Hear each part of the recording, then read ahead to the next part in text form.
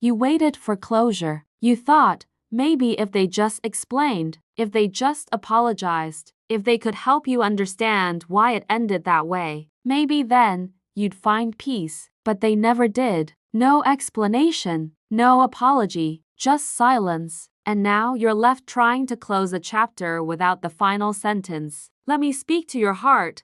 You don't need closure from them, you need clarity from God. Because closure is not about what they say, it's about what God reveals. You see, closure from people may soothe the surface, but clarity from God heals the soul. It shows you the purpose in the pain, the wisdom in the waiting, the redirection in the rejection. Sometimes the very thing you're begging for an explanation is the one thing God withholds, so you'll lean into Him for understanding.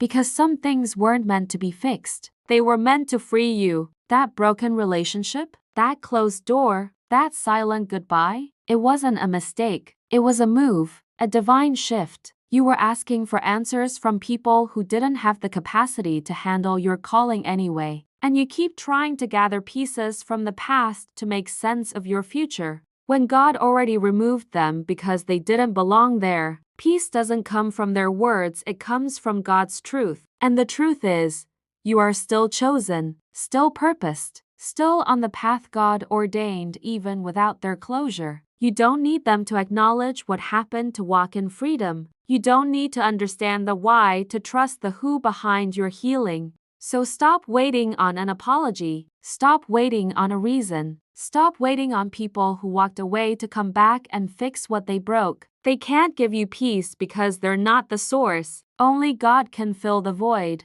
Only God can speak to the ache. Only God can give clarity that doesn't need confirmation. So today, choose clarity over closure. Choose healing over history. Choose forward over familiar. You don't need closure. You need Christ. And with Him, you already have everything you need to keep going.